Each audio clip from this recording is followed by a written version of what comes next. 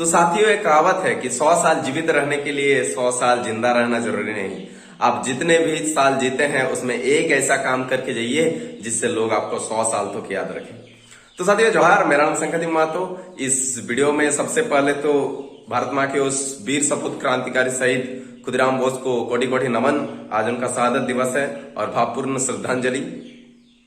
तो खुदीराम बोस इतिहास में जितने भी भारत माँ के क्रांतिकारी शहीद हैं उनमें से सबसे कम उम्र में शहीद होने वाले क्रांतिकारी खुदीराम बोस हैं। तो इनका जन्म 3 दिसंबर 1889 को हुआ था और ये बचपन से ही जब स्कूल में पढ़ रहे थे उस समय से ही, छात्र काल से ही इनके अंदर क्रांतिकारी का भावना उत्पन्न हो चुका था। ये 16 की उम्र में, साथियों समझ सकते हैं, 16 का उम्र में ही ये उस अत्याचारी अंग्रेज सरकार के खिलाफ ये विभिन्न सरकारी दफ्तर, थानों में बॉम्ब विस्फोट करते थे। तो साथियों समझ सकते हैं 16 साल की उम्र क्या उम्र है। इस उम्र के बच्चों को सही गलत का कुछ समझ नहीं होता। और अभी के जनरेशन का बात करें तो 16 के उम्र में ज्यादातर बच्चे गेम में घुसे हुए रहते हैं, फोन में। इन्हें समाज में गलत सही का कुछ विचार नहीं रहता, इन्हें बस अपने से मतलब रहता है। लेकिन उस समय खुदीराम बोस के मन में इतने कम उम्र से ही देशभक्ति का भावना आ चुका था कि देश को बचाना है तो लड़ना पड़ेगा। तो साथियों, जब इन्हें फांसी 11 अगस्त 1908 को दिया गया था, तो जब इन्हें फांसी दिया गया उससे पहले ये एक बात बोल के गए कि मेरे पास भारत माँ को देने के लिए कुछ नहीं है। अगर ना तो मेरे पास धन है ना दौलत है, कुछ नहीं है, अगर मेरे पास कुछ है तो वो है मेरा जीवन। तो मैं भारत माँ को अपना जीवन देता हूं भारत माँ को आजाद करने के लिए।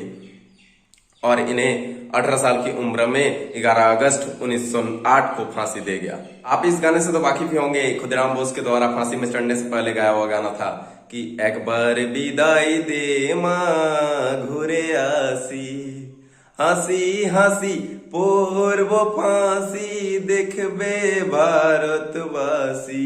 ओ माँ हासी हासी पूर्व फांसी देखबे भारतवासी,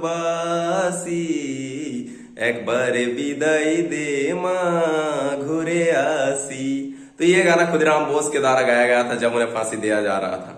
तो साथियों, इतने से कम उम्र में 18 साल की उम्र में फांसी चढ़ गए। वो हंसते हंसते फांसी को चूम गए कि चलो मैं तो चला जाऊं लेकिन भारत के आजादी में मेरा एक अहम भूमिका रहेगा। आज जब हमारा मान सम्मान माटी का मतलब चिरहरण हो रहा है, हमारा हक अधिकार का हनन हो रहा, सुभाष चंद्र बोस बोल के गए थे कि अन्याय सहना और अन्याय करना दोनों समान है। तो इसीलिए कहीं भी अन्याय हो, चाहे राज्य में हो, अपने गांव में हो, अपना घर में हो, अन्याय के खिलाफ आवाज उठाना चाहिए। और आज जब हमारा झारखंड राज्य में अन्याय अत्याचार हो रहा तो युवा सो रहे। आज खुदीराम बोस, भगत सिंह, सुभाष चंद्र बोस, ये लोग देश के लिए लड़ते हुए मर गए। खुद भगत सिंह का बात करें, वो क्या बोले थे कि आज मैं फांसी माफी मांगकर तो मेरा फांसी रुक सकता है, लेकिन मैं फांसी इसलिए चढ़ना चाहता हूं कि ताकि आने वाले युवा, आने वाले पीढ़ी को ये ध्यान हो कि भगत सिंह ने फांसी चढ़ा है, हमें भी अपना हक अधिकार के लिए लड़ना पड़ेगा, आजादी के लिए लड़ना पड़ेगा। और आज देश तो आजाद कर दिए, लेकिन हमारा आजाद देश का एक पराधीन राज्य झारखंड बन चुका है, जिसके लिए हम युवाओं को लड़ना पड़ेगा। और मैं जब आज लड़ रहा हूं, मेरा उम्र 20 प्लस हो चुका है, तो मुझे कुछ लोग बोलते हैं कि तुम्हारा उम्र ही क्या है, इतने से कम उम्र में तुम ये सब आंदोलन में जुड़ रहे हो। तो मैं उनसे एक ही बात बोलता हूं, हर बार यही जवाब देता हूं और हर बार मेरा यही जवाब रहेगा कि मुझे इंस्पिरेशन किनसे मिलता है जानते हैं? खुदीराम बोस का उम्र क्या था, भगत सिंह का उम्र क्या था। खुदीराम बोस जो 16 साल की उम्र से ही क्रांतिकारी बन चुके थे, बॉम्ब विस्फोट कर रहे थे, जहां जहां उस अत्याचारी सरकार का दफ्तर होता था वहां बॉम्ब विस्फोट करते थे। भगत सिंह, उनका उम्र क्या था, कब किस उम्र में वो फांसी में चढ़े? उनका भी क्रांतिकारी जीवन 17-18 साल से शुरू हो गया था। आज इन लोग से मुझे प्रेरणा मिलती है अपना हक अधिकार के लिए लड़ने के लिए, हो रहे अन्याय के खिलाफ लड़ने के लिए। और ये लोग आज इसीलिए बलिदान दे के गए हैं कि आने वाला पीढ़ी भी उनसे प्रेरित हो और अन्याय के खिलाफ लड़े। लेकिन अगर आज हम अन्याय होते देखते हुए भी आंख बंद कर रहेंगे तो ये उन शहीदों का सम्मान होगा, और शहीदों का सम्मान होने देना कतई बर्दाश्त मुझे नहीं होगा।